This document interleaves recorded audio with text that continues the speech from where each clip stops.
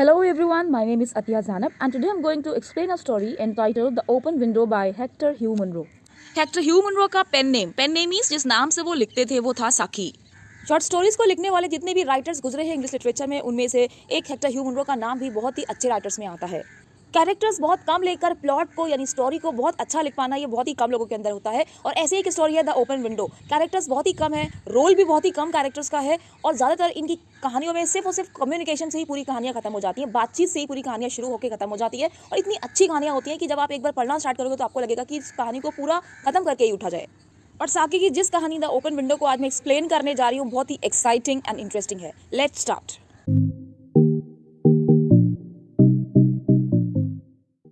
Movie start होने से पहले जैसे आपको हीरो हीरोइन के बारे में जानना जरूरी होता है, वैसे यहाँ पे हम पहले बात करेंगे कैरेक्टर्स की। जैसे हमारे यहाँ Sharma family, Verma family, Rizvi family होती है, वैसे ही इस स्टोरी में एक सैपल्टन फैमिली को दिखाया गया है, मिस्टर सैपल्टन एंड मिसेस सैपल्टन। ये दोनों अकेले ही नहीं रहते बल्कि मिसेस सैपल्टन के दो छोटे भाई भी इनके साथ रहते हैं और एक ही भाई का नाम आया है, वो है रोनी। ओके, तीसरा जो कैरेक्टर है वेरा, ये मिसेस सैपल्टन की भतीजी हैं, तो वेरा ही कहानी को स्टार्ट करेगी और उसको कहानी को बढ़ाएगी भी और यही कहानी को खत्म करेगी। इनके एक पड़ोसी हैं जो कि अभी अभी रहने आए हैं, शिफ्ट हुए हैं इनके आस पड़ोस में, इनका नाम है मिस्टर फ्रैम्पटन नटल। ये मिस्टर फ्रैम्पटन नटल और वेरा ये दोनों ही आपस में बातचीत करेंगे और इन्हीं की बातचीत से ही कहानी शुरू होकर खत्म हो जाएगी। इसके अलावा फ्रैम्पटन नटल जो कि पड़ोसी हैं, इनकी बहन का भी एक जगह थोड़ा सा रोल है, हालांकि बहन का नाम नहीं बताया गया, सिर्फ सिस्टर कहा गया है। इसके अलावा मिस्टर सैपल्टन और मिसेस सैपल्टन के घर में एक पेट डॉग भी है जिसका नाम है स्पेनियल। इससे पहले कि मैं स्टोरी को वर्ड बाय वर्ड एक्सप्लेन करूं, आपको इस स्टोरी का ओवरव्यू जानना बहुत जरूरी है।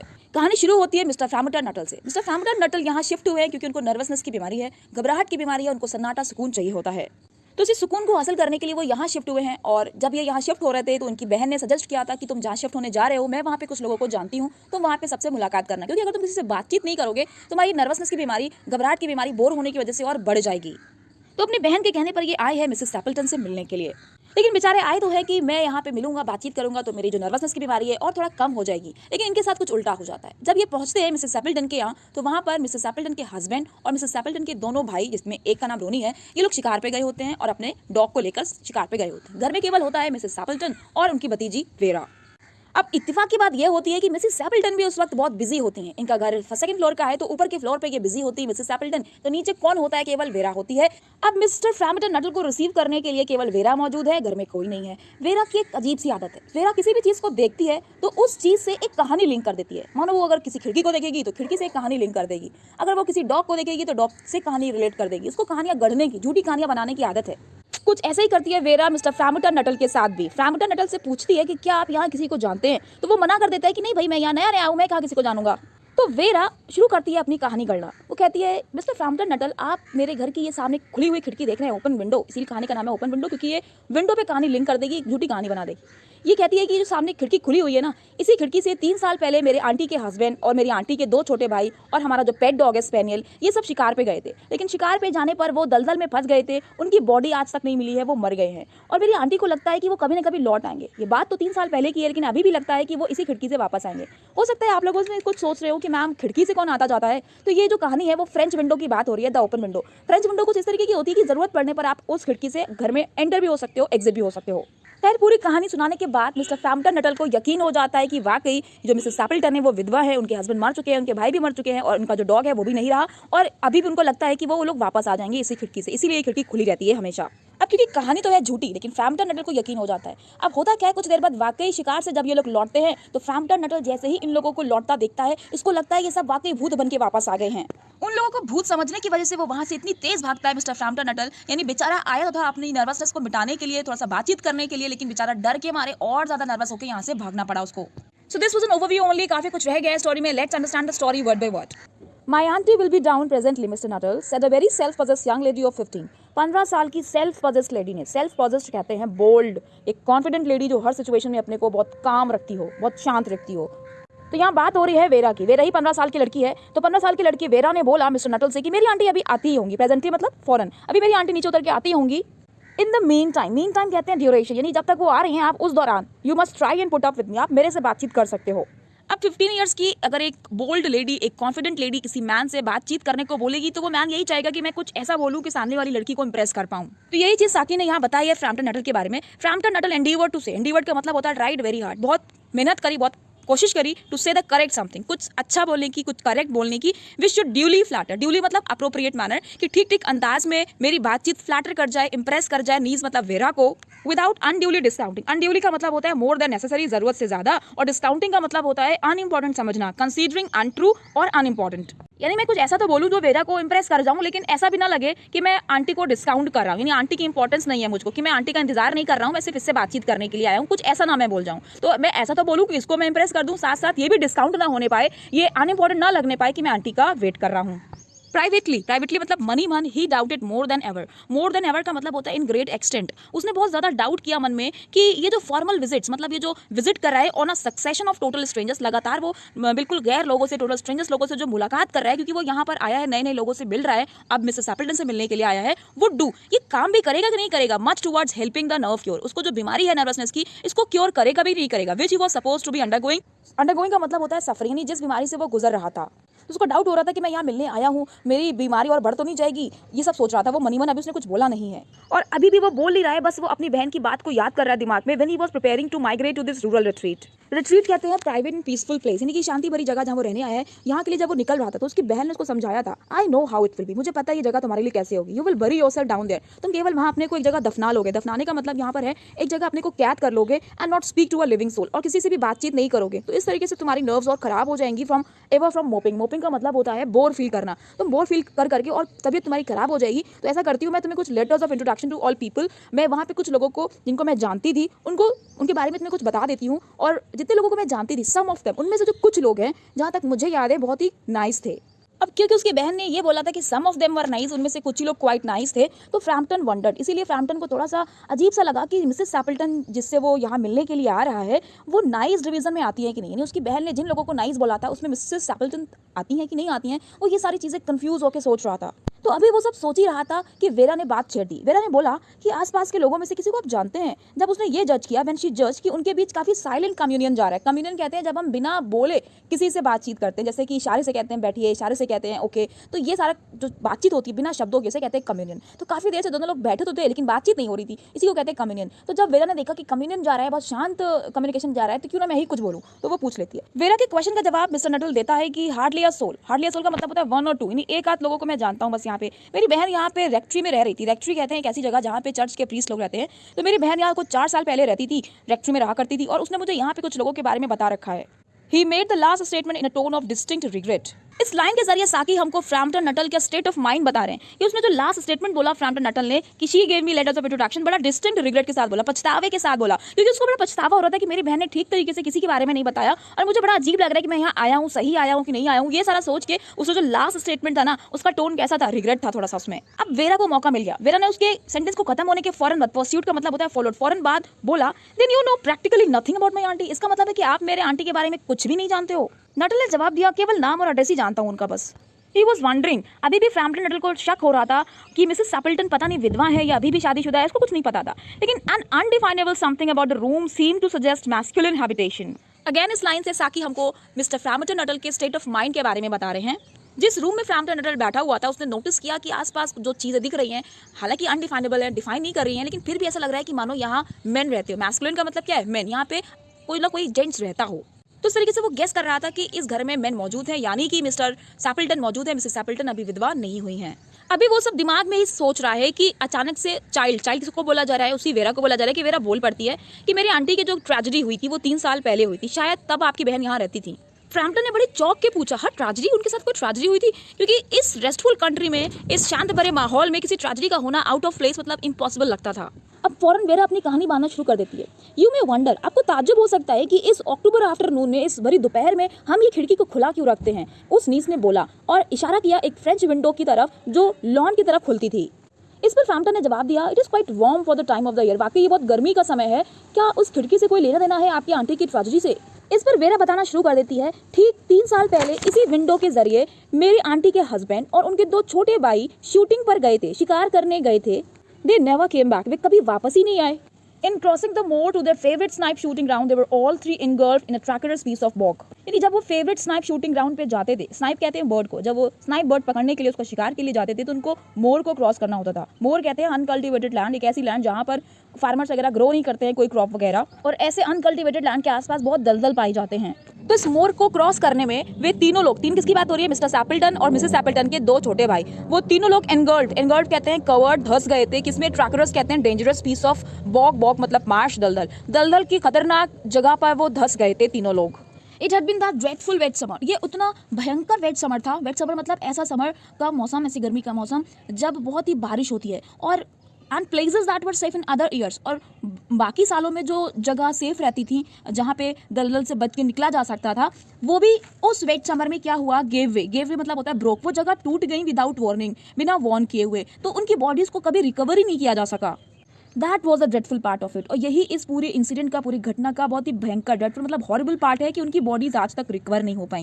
Here the child's voice lost its self possess note, अब जाके उस बच्चे की यानी वेरा की जो वॉइस थी, आवाज थी, उसने अपना सेल्फ पजेस नोट खो दिया। यानी सेल्फ पजेस मतलब मैंने क्या बताया था, बोल्ड, कॉन्फिडेंट। अभी तक वो कॉन्फिडेंट थी, ऐसी लड़की लग रही थी कि जो हर सिचुएशन में बहुत अच्छे से काम रहती हो, कॉन्फिडेंट रहती हो, लेकिन अब जाके उसने वो सेल्फ पजेस नोट अपना खो दिया था एंड बिकेम फॉल्टरिंगली ह्यूमन। फॉल्टरिंगली कहते हैं लूजिंग स्ट्रेंथ, और वो अब अपनी स्ट्रेंथ को खोने लगी थी। वेरा अपनी बात को कंटिन्यू रखती है, कहती है कि पुअर आंटी, बेचारी आंटी को ऑलवेज थिंक्स, हमेशा लगता है कि वे लोग कभी ना कभी वापस आएंगे। और जो छोटा ब्राउन स्पेनियल था, यानी जो डॉग था, वो भी उनके साथ खो गया था, एंड वॉक इन, ये सब लोग आएंगे वापस और इसी विंडो से चल के अंदर आएंगे जिस तरीके से वे हमेशा से अंदर आते थे। दैट इज वाई, और यही रीजन है कि इस खिड़की को हमेशा खुला रखा जाता है एवरी इवनिंग, हर शाम, till it is quite dark, जब तक अंधेरा नहीं हो जाता।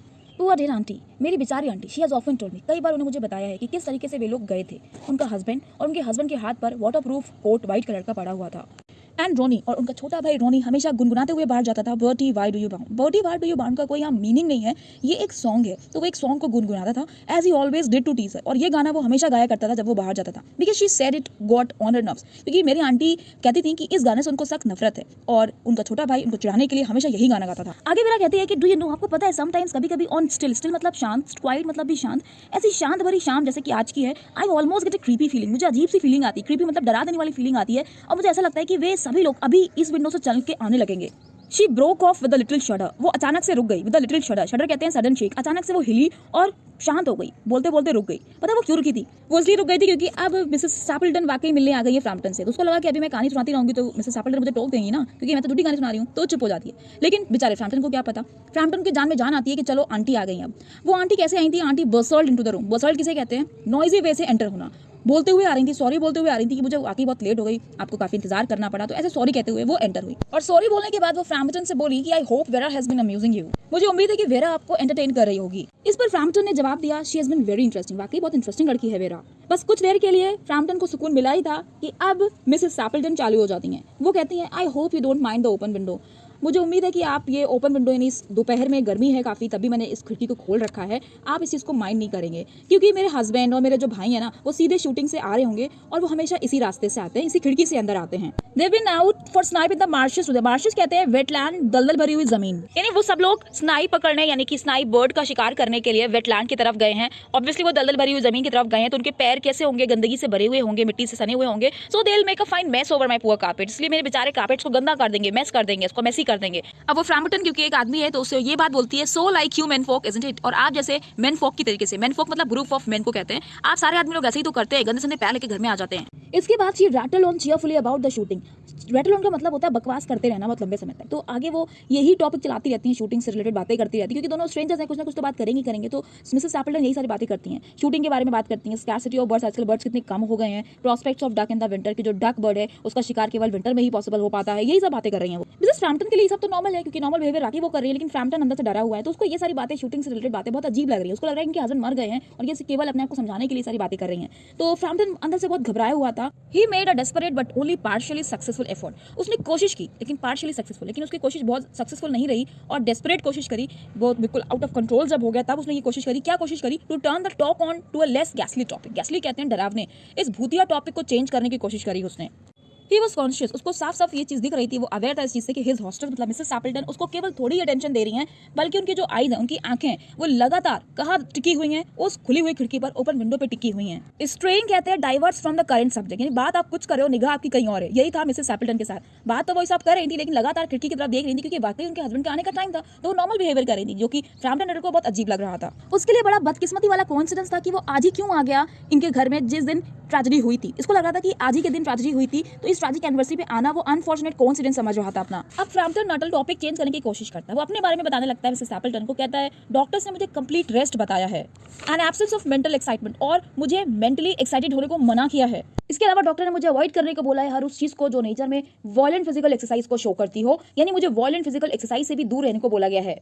Who labored under the tolerably widespread delusion। देखिए यहाँ पे मिस्टर साकी ने एक इडियम यूज किया है, लेबर अंडर द डेल्यूजन, जिसका मतलब होता है भ्रम में रहना या मिसकॉन्सेप्शन में जीना, गलत चीज को मानना।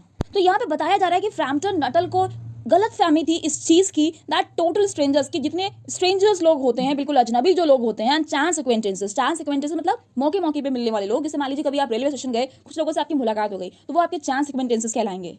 तो फ्रैम्पटन नटल को इस बात की गलत फहमी थी कि जितने टोटल अजनबी लोग होते हैं और ऐसे मौके मौके पे मिलने वाले लोग होते हैं, वो एक दूसरे की बीमारी, एलिमेंट्स कहते हैं बीमारी को, इन्फॉर्मिटीज कहते हैं बैड हेल्थ को, और बुरी हेल्थ के बारे में जानने के लिए परेशान रहते हैं। जबकि ऐसा नहीं है, जो लोग रोज मिलेंगे आपसे, उन्हीं से आप अपनी हेल्थ को डिस्कस कर सकते हो। अजनबी लोगों से अपने हेल्थ डिस्कस करना बेवकूफ़ी है।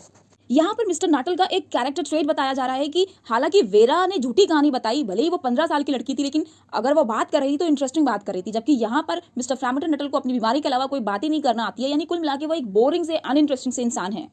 और आगे अपनी डाइट के बारे में वो बताने लगते हैं। फ्रैम्पटन नटल कहते हैं on the matter of diet they are not so much in agreement. मैं और डॉक्टर अपनी डाइट के मामले में बिल्कुल भी एक नहीं है। अब मिसेस एप्पलटन बेचारी क्या जवाब देती ऐसी बीमारियों वाली बात पर, वो भी बोल देती है नो, अच्छा आप एक दूसरे से एग्री नहीं करते हो। और ऐसा कहते कहते उन्होंने एक जमाई सी ली, रिप्लेस अ यॉन, मतलब नो कहते कहते उन्होंने जमाई ली, क्योंकि इतना बोरिंग बात कर रहे थे मिस्टर फ्रैम्पटन नटल। और यूँ जमाई लेते लेते अचानक उनके अंदर एक चमक आई, मिसेस एप्पलटन के अंदर एकदम अलर्ट होकर बैठ गई वो। लेकिन उस वजह से नहीं, फ्रैम्पटन उनसे क्या बोल रहा था, बल्कि वो लोग वापस आ गए थे शिकार से, यानी उनके हस्बैंड और उसके 2 छोटे भाई, और उनका पेट डॉग वापस आ गया था फाइनली अब। और उनको देखकर वो चिल्ला पड़ती, हेयर देयर एट लास्ट, देखो वो आ ही गए, just in time for T, देखो चाय का टाइम हुआ और ये लोग हाजिर हो गए। And don't it look as if they were muddy up to the eye, थोड़ा देखने में तो ऐसा लग रहा है मानो वो आंख तक पूरे मिट्टी से सने हुए हों। और उन लोग को देखते ही फ्रैम्पटन थोड़ा सा कपकपाया डर के मारे and turn towards the knees, और वेरा की तरफ मुड़ा, और इस लुक के साथ मुड़ा मानो वो उससे सिंपैथी हासिल करना चाह रहा हो। यानी उसकी इंटेंशन ये थी कि वेरा कुछ आंखों से उसको समझाए कि तुम तो अभी कह रही थी कि ये लोग मर गए, तो ये लोग कहाँ से आ गए, क्या ये वाकई भूत हैं? तो इतने सारे क्वेश्चन उसकी आंखों में थे, इसी वजह से वो वेरा को देख रहा था। वेरा भी बहुत बड़ी वाली है। The child was staring out through the open window, वो बच्ची भी यानी वेरा भी खिड़की से मानो ऐसे देख रही थी, डेज्ड हॉरर, मतलब कंफ्यूज्ड हॉरर, अनक्लियर हॉरर था उसकी आंखों में। यानी वो यही जताना चाह रही थी फ्रैम्पटन नटल को कि ये वाकई भूत हैं। In a chill shock of nameless fear Frampton swung round in his seat and looked in the same direction। यानी अभी तो वेरा की तरफ देख रहा था वो, उसने वेरा से पलट कर फिर से क्विकली अपनी नजरें कहाँ घुमाई, उसी डायरेक्शन में जहां से वो लोग आ रहे थे, यानी उसी ओपन विंडो की तरफ। और वो विंडो की तरफ क्या देखता है, in the deepening Twilight, Twilight कहते हैं जब सूरज डूबने से पहले थोड़ा थोड़ा जो लाइट रहता है ना, उसे कहते हैं ट्वाइलाइट। तो धीमी पड़ती हुई ट्वाइलाइट में 3 फिगर्स, मतलब 3 लोग चल रहे थे, लॉन की तरफ से अंदर की ओर आ रहे थे, और उन सब के हाथों में गन्स थी।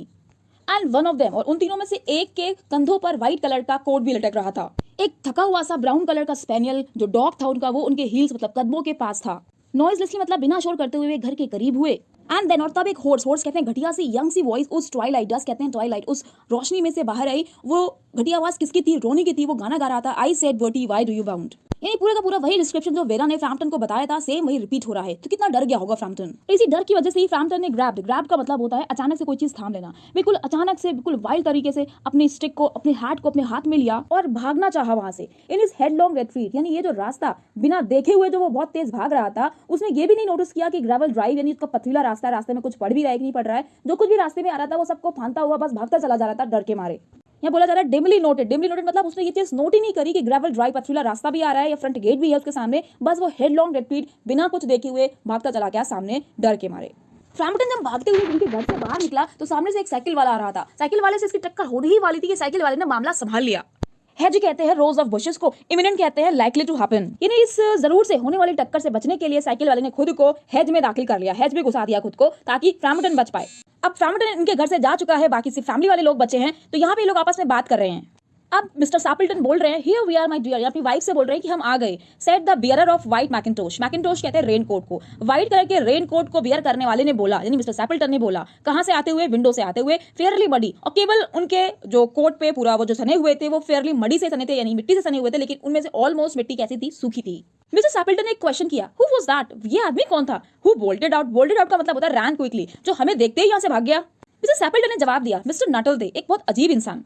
आए और अपनी बीमारी वारी की बात करी एंड डैश्ड ऑफ और यहाँ से चले गए without a word of goodbye. Goodbye का एक शब्द भी नहीं बोला और अपॉलॉजी का मतलब होता है एक्सक्यूज। हम लोग कहीं से हटते हैं तो एक्सक्यूज भी कह के हटते हैं ना, तो वही मिसेस हैमिल्टन कह रही है एक्सक्यूज भी नहीं किया जब आप यहाँ आए, बिल्कुल भी एक्सक्यूज किए बिना, कुछ गुड बाय किए बिना यहाँ से भाग गए। वन वर्ड थिंग, वन का मतलब होता है एवरीवन। हर कोई सोचेगा कि वो ऐसे भागे जैसे मानो उन्होंने एक भूत देख लिया हो। अब इन लोगों को क्या पता, वाकई वो इसीलिए भागा था कि उसको लग रहा था कि उसने भूत देख लिया है। इन लोगों को तो पता ही नहीं था कि वेरा ने झूठी कहानी बनाई है। इस सिचुएशन को देखते हुए वेरा ने फिर से फायदा उठाया। वेरा ने एक और कहानी बनाई।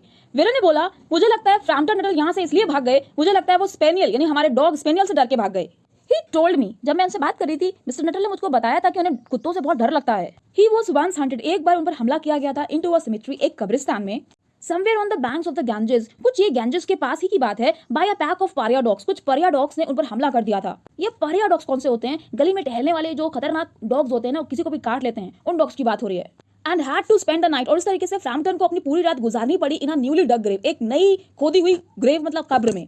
With the creatures snarling and grinning and foaming just above him, और ठीक उनके चारों ओर कौन थे? डॉग्स खड़े हुए थे और वो snarling मतलब कि खतरनाक एंग्री साउंड प्रोड्यूस कर रहे थे। ग्रिनिंग मतलब होता है स्माइलिंग ब्रॉडली, तो यहाँ स्माइल नहीं करेंगे कुत्ते बल्कि वो अपने दांत निकाल के खड़े होंगे, जैसे जब कुत्तों को बहुत गुस्सा आता है तो वो टीथ दिखाते हैं ना, वही वाली बात हो रही है। And foaming just above him, foaming का मतलब होता है ड्रूलिंग, जो कुत्ते लार टपकाते हैं उसी को बोला जा रहा है। और उनके ऊपर वो ड्रूलिंग कर रहे थे, लार टपका रहे थे मिस्टर फ्रैम्पटन के ऊपर ये सारे कुत्ते। Enough to make anyone lose their nerve, इतना काफी था किसी को डराने के लिए। यानी वेरा ने फिर से एक नई कहानी बना दी और फिर से लोगों को डरा के रख दिया। अब ये जो लास्ट लाइन है, romance at short notice was her speciality, ये साकी हमसे बता रहे हैं, ये वेरा नहीं बोल रही है, वेरा की कही हुई लाइन नहीं है। और यहाँ पे रोमांस से मतलब लड़का लड़की के बीच होने वाले रोमांस का नहीं है, रोमांस से मतलब एडवेंचर से। 19th सेंचुरी में रोमांस से मतलब लिया जाता था एडवेंचर से। तो लाइन का मतलब ये है कि ये वेरा की स्पेशलिटी थी, खूबी थी कि वो एट शॉर्ट नोटिस बहुत कम समय में रोमांस से भरी हुई, एडवेंचर से भरी हुई कहानियां तैयार कर लेती थी। मेरा एक्सप्लेनेशन आपको कैसा लगा लिख के जरूर बताइएगा। Subscribe for more stories. Thank you for watching.